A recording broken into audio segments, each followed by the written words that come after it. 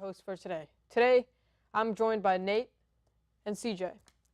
Today, we'll be talking about a lot of things ranging from the World Cup to the NBA Finals. We'll start by talking about the NBA Finals and then go on to make some predictions about the draft and free agency. And then, of course, to our favorite segment, 3 things, and then end stuff with the last wrangle.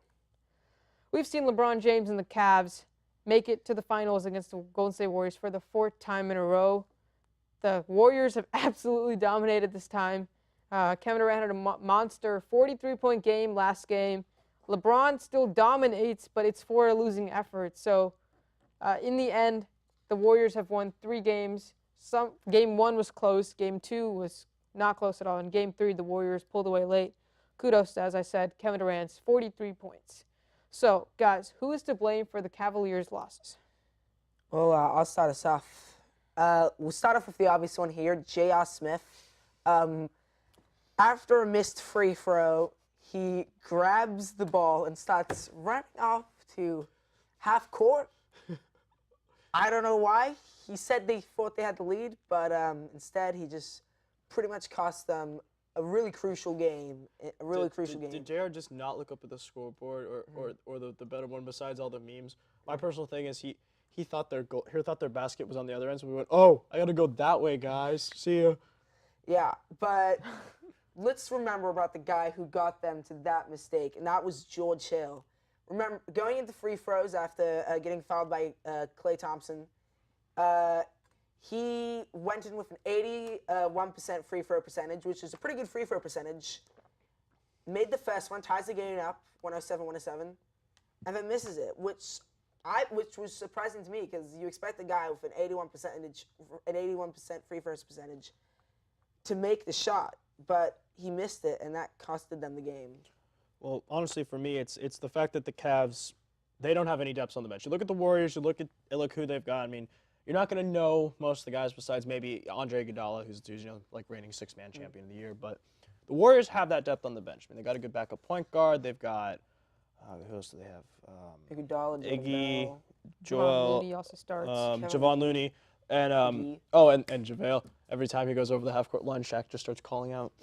But the other thing too is they did a good job is they've tired LeBron out. LeBron, I think, has played every minute or almost every minute. He's averaged 46 minutes per game. Yeah, almost every minute. So they're making him play most of the game. He's not getting a break, and I think that's actually what's kind of killing the Cavs. LeBron is he's tiring out. He's been playing. They've been playing a lot of deep series. They had to go 7 against the Celtics, who arguably should have been in, except for the fact that LeBron's just too dominant in God mode when he plays. They swept Toronto, but Toronto had nobody again. Disappointing. Rip Dwayne Cade is like rip their coach. And he's to your fired point, now. the first series also went to 7 games. Yeah, so 2 7-game series. The Warriors have had 1, and that was against the Rockets, who arguably also could have been in. So you could have actually had Celtics Rockets, not Warriors Cavs 4. I think, which is what most NBA fans wanted, Oh yeah, the most ones who are not on the two coasts. Who aren't like, I'm a Dubs fan or LeBron. Yeah, exactly. But I think for me, I have to blame Tyronn Lue. J.R. Smith, okay, fine, we'll give him a pass. People do make mistakes, but they still had a timeout. It was the Henny. It was the Henny. But they still had a timeout remaining. And if I'm Ty Lue, I'm jumping all over the place to call that timeout. No, it gets funny. It gets funnier too because you see. Apparently, I heard this on ESPN Radio on Golick and Wingo's morning show, and apparently, you see LeBron look at Ty Lue and go, "Didn't we have a timeout?" And you just see Ty Lue nod, and you see LeBron go like, "My life is over. My life is over." If you've seen the uncut footage, like the full 3 minutes of it, it will bring a tear to your eye. If you're a Cavs fan. If you're a Warriors fan, you're like, cool, we won. I really felt for LeBron James there. But also, let's talk about Rodney Hood. Rodney Hood had a great Game 3. Not so much on the defensive side, but, I mean, on offense, he did really good. And then on top of that, Jordan Clarkson and J.R. Smith, I would say combined, they played worse than Rodney Hood did. Than Rodney Hood in Game 3. And if I'm Ty Lue, I'm putting Rodney Hood into that rotation to get things going. Because remember, as you said, LeBron is tired. LeBron needs help. Kevin Love, as much as he's an all-star, he's not giving him much No, help. he's not. He's So you have to get people fresh, and I have to blame Ty well, Lue. something else that's hurting them is actually, I think, losing Kyrie, because before it was like, hey, LeBron's getting tired, we'll slough everything to Kyrie. Kyrie's gone, so they don't have that second quote unquote superstar. Yeah. To dump stuff to. I mean, Kevin Love is good. He's an all-star, but he's not like LeBron or Kyrie is. Where it's just like you can put him on a team and the team's going to get better pretty quickly. And I think that is just starting to hurt them. Where the Warriors have 4, maybe 5, possibly 6 if you count Draymond and Iggy, and it's kind of like, well, we've got 1. Yeah. I think guys, for Kevin Love I think compared to Kyrie and LeBron, for Kevin Love, you have to create for him, while Kyrie and LeBron create off the dribble. Yeah. See, with Kevin Love, you have to pass you have it to to run him. it. He can't run it. Exactly. You have to set it up for him. Yeah, exactly. But really, what I think's costing them the series, and call it what you want, if it's just a conspiracy theory, What conspiracy theory? if Is there one the going finals on? is rigged or not, but I think the refs are just costing them these games. No, I have heard. They've been making bad calls. I have been hearing on the radio, though, a lot of people have been calling in apparently, Yeah. and they've been saying that this is one of the worst in terms of reffing. There's been Yeah. a lot of missed calls. Reffing is just, I mean, It's rough in basketball because it is so up tempo, but at the same time, it's like this is the finals. This is the bit where you guys are supposed to show, hey, we're on top of this. Well, and let me give they're you an not. example of that. Like in game 1 with 36 seconds left, it's 104-102 Cavs, and Oh, the block charge one, and like originally Katie was called with the foul, and one ref said Katie was called with a foul, and the other one said it was no, LeBron. LeBron with the yeah. foul. What and then actually- they looked at it, and I think that LeBron was in a legal position, but they call called a the block. charging foul, Block. and Katie goes to the line and sinks both free yeah, throws. so they called a block on that. And that's what, like, gave them the lead. Or, lead, right, I Yeah. believe? Yeah, Tied that's the the thing. game up, So, okay, so let's go on the other side now. The Warriors, the winning side. We have 2 stars. Steph Curry played great 2 games. Durant had a Steph so-so had 2 Yeah. games. Then third game, you get to Cleveland. Durant goes off for 43. Steph only has 11. Who's the MVP? CJ. The entire Dubs bench. Can we just say depth here, guys? I mean, it's the bit where you've got the 4 superstars, but you can also rest them. So we don't have to go out and play them, averaging 46 minutes or ridiculous amounts of time. It's like, okay, they're getting a little tired. We want them fresh. Hey, we're pulling them in. We're putting in our backups who are arguably not the same, but they're a good notch down and they're a quality notch down. Most teams arguably I think would actually kill to have the Warriors bench in terms of just that amount of depth where it's Yeah. like we've got Steph, we've got Clay, we've got KD, we've got Draymond, we've got Iggy, we got another guy, we've got the whole bench. Oh my gosh, please give me that team right now and just give me What do you get for odds? 10-1. Okay, I'll take you up on that bet. Well, Finals MVP, it hasn't been done since Jerry West won the inaugural Finals MVP. Oh And my that mean, God. and that I'm thinking that the best player on what possibly could be the losing team. I mean, like LeBron James. He's been averaging almost a triple double, 38 points, 11 assists, and 9 rebounds. The dude's been beasting out. He had a triple double in Game 3 and 51 points. I believe it was in Game 1. But did he win? No, but Okay, it's not then about it's pretty much so about then the best player. basically you're saying that the point of being the best player on any series you can lose. So that's basically saying that winning doesn't mean anything. Fair. And it is called most valuable player, not best Yeah, player. exactly. Okay. Yeah, best- LeBron is the best player, but who helped the person win? I think you're right about the Jerry West point. We can give LeBron the MVP, but did he win? I think you have to give the MVP to a win because I mean, okay, we don't give the MVP of the league to someone from Giannis or something. Or Be honest. like we give it to people who win always. We don't give it to someone who's from the Suns. Like Devin Booker would love to have the MVP, but He he didn't have it. performed. He didn't win. Well, his Like, I team, bet it's not him, it's his Vlaxo team. Console would have loved to have a Who is MVP. that? He's on the Nuggets. I only know Oh, him all from right. fantasy basketball. Oh, all right. Uh, This random little guy. For my MVP, I have Kevin Durant. He's winning it again. Are we just kind of done? It's like, are we Yeah, kind of done like, about the yeah, MVP? Kevin Yeah. Kevin I think we're- Durant. Yeah. I think we're done about that. It's just pretty, Okay, so yeah. So So it's pretty straightforward. 3-0 game 4. Games starting pretty It's soon. Yeah. starting pretty Weird soon. ass TV schedule, just messing with us. And I think let's look at the next phase of the NBA when you talk about the draft and the free agency. So let's move on to the. We talk about LeBron and the Cavs a little too. You know, going into what they have to do, or are we just gonna go straight into? Well, I that? think like we should know. talk about what they have to do in order to keep the star free agent, and if they can win the finals, Which or would if be they can pretty promise impressive. LeBron that they will get a star free agent, or like trade for someone that's talented, really good, that's been a proven scorer, Yeah. then I think that he will stay. But if not, he's leaving. Well, the thing I think they should do, honestly, is they're gonna have to rebuild around a young core. They're Mm-hmm. getting old. Like the Warriors, they're not the youngest team by far. No, but it's a core. Yeah, no one's over 30. LeBron's getting up there. They've got no one else. I think they need to kind of ditch some guys, just to be blunt, get some cap space. To your guys' point, a report, just a rumor Yeah. that I got. Only one who can convince LeBron to stay on this Cavs team Is LeBron. is his family. Okay. That's the Well, point that's that it's his- gotten to. well, and if I that's think his family. but I think that's a big factor. I think people are underplaying his family because his son is going to high school now, his older son. His younger son is, I think, still in His younger son's getting ready to go into high school. no, his older son's son. going And then LeBron's younger going son to- is, I think, around yeah. middle school or But something. still, it's like- But you have to make family decisions. So I yeah. think family could play a big part into his free Yeah, agency. definitely. But I think if they rebuild around their core, I mean, they're probably gonna lose for a couple of years, but then they'll be ready again, and it won't be LeBron's Cavs. It'll be the Cavaliers. Yeah. It'll be 18. Going back to the family thing, he is from Akron, which is down the road from Cleveland. If family does play the role in this, which I believe it could possibly will, then it'll be interesting to see. Did you see him going to Detroit to be near his family? No. No one for Detroit. Okay, Van, so- Van Gundy's are not known for liking. I mean, he got fired, so you can't really say that. Oh man, Gundy. Okay, so other free agents we have this time is DeMarcus Cousins. So where does DeMarcus Cousins go, Nate? I think he's gonna stay in New Orleans. They have good cap space, and I feel like he's just perfect for them.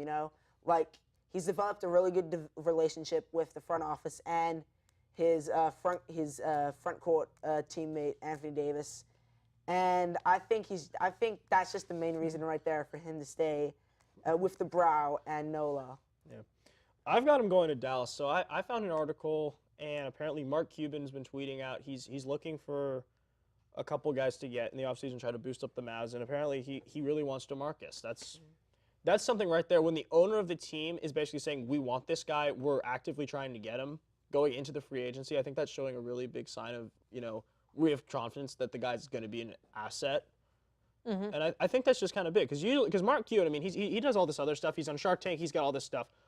And he's actually kind of going, hey, I'm asking him to come here. Like, we actively want to talk to him. Yeah. I think that'd be a big factor, at least if I was, looking. It's like, oh, this guy actually wants me. And Mark Cuban is loaded, so I have him leaving the Pelicans. I have him going to the Lakers. I think the Pelicans kind of realized during this playoff run that they really don't need him. I mean, they still went to the second round and they were a lower seed. And they beat Portland. So I think without DeMarcus Cousins, they should be fine. And it's going to be an interesting summer. Next is Isaiah Thomas. Where is he going? Nate? I got him either going to either Orlando or Indiana. Smaller markets, yes, but they do need a solid second option. Both teams don't have a very good point guard, and they do need a solid second option to their young, talented players. In Orlando, that being Aaron Gordon, and in Indiana, that being Victor Oladipo. But Isaiah Thomas, he's a great scorer, and I think that can help. I think that can help them make a deeper push into the playoffs, and really winning's the biggest thing here. Okay. I've got Isaiah going to NOLA. Back on your point, I mean, they do have Anthony Davis, but there is going to probably come a time where he's going to try to get out to go win a ring. And I think if, not to hasten it, but if, they could do better for a couple more years. I mean, getting Isaiah is not a bad thing. They do have a solid second guard option in Drew Holiday. Oh, don't bring that up. Next up we have. Oh, sorry. I'll say what Isaiah will go to. I think he'll stay with the Lakers. All right. I think enough said about that. They can give him the most money. He's comfortable there. His family's They're comfortable going to run there. out of cap space soon, though. Yeah. next is Paul George. So PG3. I think for Paul George, I think it's clear unless some random team comes into play. It's either LA or OKC. Unless The you think Lakers or the otherwise. Clippers? The Lakers. Listen to Or what the CJ will have city. to say. I heard what he said a little bit before, but Okay. I'll just go with why he should get to the Lakers. He's from LA, right? Yeah. And it's kind of a guarantee, Magic Johnson Yeah. saying all what he's saying, and him talking on the Jimmy Kimmel Show about that. It's kind of a guarantee. That's just it. All right. I've got him going to Utah, and the one thing I did like is apparently Rudy Gobert's been actively trying to get him there. That's true. Even And- Donovan Mitchell today. I mean, it's like this is Yeah, the yeah. part where you've got players Yeah. from They've got a good different team. teams actively wanting the guy. It's starting to get kind of cool where it's like, we want you. The team Like- wants you. We don't. It's not the front office. It's not the coach. It's the players as a whole are yeah. going, no, we want you. We want you. We don't want this other guy. We don't want this guy. We want you. Yeah. I think for Paul George, I think I have him staying in OKC. It's a tough one, I think, for him because LA is such a I mean, it's great where he grew up. opportunity. The team's getting yeah, there. but I mean, when you look at LA, it's such No a cap gamble space. because they still may not make the playoffs because there's so many young players still and they're still growing and developing. Yeah. So I think it'll be tough to stay with Westbrook, but since we all know Westbrook shoots like 40 shots, but I think he'll stay with the Thunder. All right. Next, let's move on to the three things segment. Olaf, you forgot the big one. Let's move on to the three things segment and talk about Brian Colangelo's burner account. Oh, That's this the first guy. thing. This and that's what got guy. him Bring back fired. Hinkie. Bring back Hinkie. Oh, And boy. then next, Kendrick Perkins does not want to move his leg back when Steph Curry shot. Some Warriors players had trouble with that, so I guess they had, some talking going on the court. And lastly, the World Cup is starting in a few days, I'm and I excited. know Nate is I'm excited. really excited as a soccer fan. So pick one.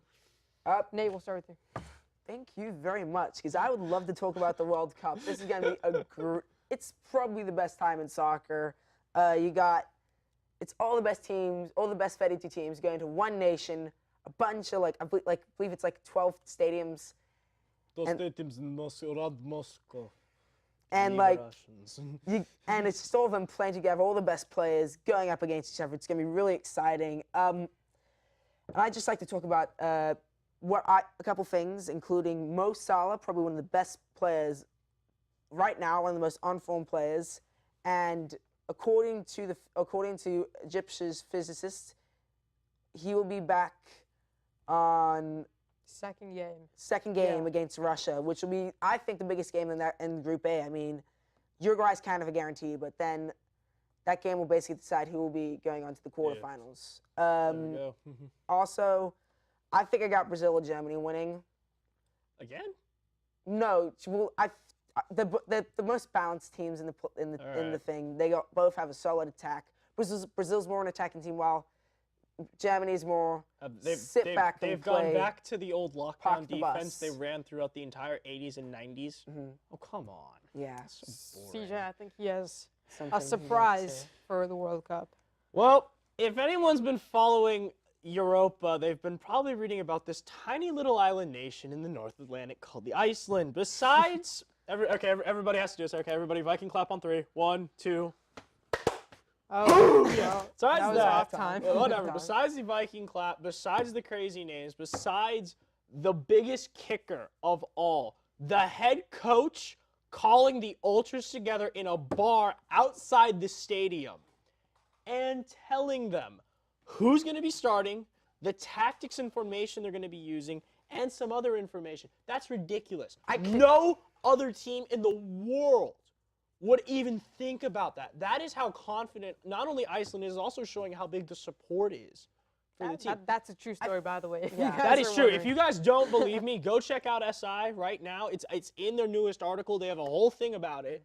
I feel Yeah. like it just shows that they have a sense of community, which could bring them. No, definitely. World And, Cup. Oh, they do. This I is- mean, yeah. have we not seen the claps? I mean, that no, just everyone. you look that's a at the beautiful stadium sight. and it's just there's just you literally Yeah. see one guy with a drum and everyone's just waiting for Yeah, the drum yeah, beats, and the exactly. players are on the field, and they're just staring. It's like, Yeah. it's So- like they're looking into Mordor and going, "We have to get through this to win this, like, cup, guys. Okay, Sergey.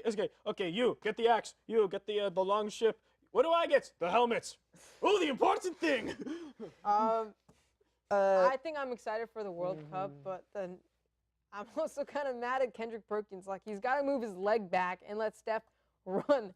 Kendrick Perkins has literally been sitting on that bench and just talking the whole time.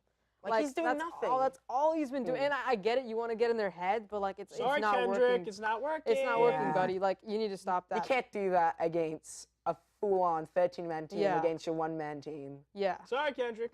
Okay, so we've seen the Golden State Warriors. We've been talking about the finals. They basically dominated this whole thing. So are they bad for the league? Honestly, I don't think so. I think they're showing something a little different, which is you're now starting to need a team. Yeah. You can't just ride it like LeBron's been doing in the past. You can't just have one or two guys. You need at least 4 to 5 main guys and a quality bench. Yeah. And I think the Warriors are just showing that, that is what wins you the championships. I mean, LeBron did get that one, and the Warriors did honestly choke in that. You're up 3-1. You just got to finish, but it's showing you need a team. Yeah. And I think that's better for the league because if everyone starts getting, a team, everyone starts getting more competitive. Yeah. And might I remind you, they built that team like Yes, in they the didn't- drafts, like They didn't. the 2011 draft Yeah, they with did- Klay Thompson and Draymond and Barnes. Yes. Or 2012 was Draymond and Barnes, and 2011 was. Oh, Thompson. was yeah. my Yeah. bad. And But- of course, it just really shows that they have a solid front office with great coaching staff. They found their coaching staff with Steve Kerr and originally Luke Walton and now what's Ron his name? Adams. Yeah, and Ron Adams.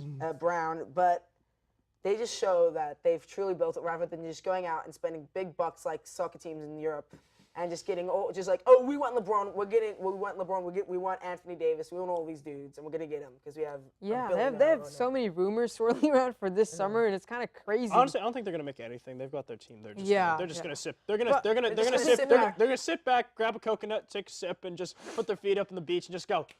Okay, let's go. The problem that I have with this whole complaining that it's unfair, haven't we seen this before? We've seen this with the Lakers. We've seen this with the Spurs. We've seen this with the Heat, and we've seen it. Celtics. And the We've seen it with Celtics. the Celtics. We've seen it so many times, and the Bulls in the '90s. We've seen it so Jordan. many times that eras, again and again, teams just continue to dominate. If they had Twitter in the '60s, everyone would have been mad about the Celtics. in the Yeah, and then 60s. even in football, you look at it. The Patriots Currently, dominated. I mean, you're looking But at. all those teams have pretty much built up through the draft and been good development. Exactly. You know? So I think I think it's just a lot of people complaining to go. It's like, oh, it's unfair because my team's not that good. It's like, Yeah. you know what? Shut up. It's been proven. I mean, even the Yankees, for that one year when they got Jeter and Posada and all that, that was the one year they actually got the draft working because they didn't sell them immediately.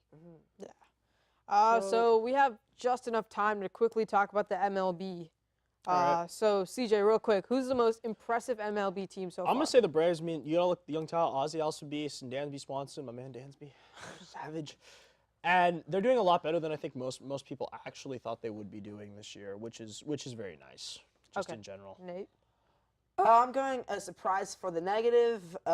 Dodgers in the World Series last year, now 4th in the NL West, and behind a team like the Giants and the Diamondbacks And the Rocks. and the Rockies. Yeah, but it's just been disappointing. I mean, like they've kind of come back with winning 7 out of the last 10, but they could not do anything in the beginning of the yeah, season. no, Like, it was- they started it was off 4 bad. and 7. You know, It's, like, and really It's bad. going to be interesting because the Giants are also tied with them right now. So NL West, but I mean, who's first in NL West? The Rocks. Rockies Rockies and the right? No, I D-backs think have it's the been. Diamondbacks. No, they've been switching. Oh, okay. Yeah, it's so like every those other two week. are the leaders right now. I have the Mariners. They've No started Cano. out very nicely. James Paxton threw a no-hitter, and then they lost Robinson Cano, so it's going to be interesting to see what they can do. All right. Now let's move on to the last wrangle. So 30 seconds, no interruptions. Nate, we'll start with you. I am an Arsenal fan for life. The And, Gunners. our old manager, manager bringing us all this success, Arsene Wenger, has left the club after a solid 20 years or so. So sorry, Austin. And the new manager search included club legends, experienced managers, and I Everybody. thought we were going to get. I thought we were going to get Mikel Arteta, a former player who was the assistant manager at Man City, the team that won the Premier League. But that didn't happen. But in the end, we got a far better manager, and I think one's that everyone's happy with. Unai Emery, the former PSG manager, and who brought success to Seville, 3 Europa League wins in a row back in Spain. And I'm really impressed with the signing. I mean, we didn't get Luis Enrique, All right. but we didn't get a football analyst for Sky Sports. It's so I'm true. talking about CJ, what do you Thierry have? Henry. CJ, what do you have? Well, if anyone's been following college baseball, so number 1, Stanford, number 2 team in the country, gets to host in Palo Alto, and what happens for the second year in a row? All I'm hearing is Fullerton just coming in and winning again 2 years in a row. Last year, Fullerton's the number 2 seed. Okay, it's respectable. This year, the number 3 seed behind Baylor. Not only that, they beat Stanford again. This 2 years in a row. Then they lost to Washington, so it's all good, but, Stanford's out again. For my last wrangle, I have to give a big shout out to Draymond Green, who shouted out my man, Andrew Draymond! Bogut. His jersey's right behind me. Andrew! And it's really good to see people like Draymond getting inspired by a great Australian fellow He's so like happy. Andrew Bogut. And I'm He's sure you're so a big happy Bogut. right Oh, yeah, as an Australian, I'm very happy and excited for our World Cup as well. Oh, right. Okay. So this marks the end of our show. Next show, we'll have a lot of World Cup. I know these two are big World Cup junkies. I'm showing up in my Olympiacos jersey. And we'll talk about the World Cup next show. Oh my God, the Viking class will never stop. We'll talk about the World Cup next show, and also some interesting things coming up with the draft. The draft is set to start June 21st, and also free agency. We talked about LeBron, Paul George, DeMarcus Cousins, and it's going to be interesting to see. Don't forget about the MLB. Oh, and the MLB, right. A lot of things going on in sports. We'll have it for you next show. You can find all the other shows on YouTube. Thank you for watching. For Nate and CJ, I'm Sine Sangani, your host. We'll see you next time.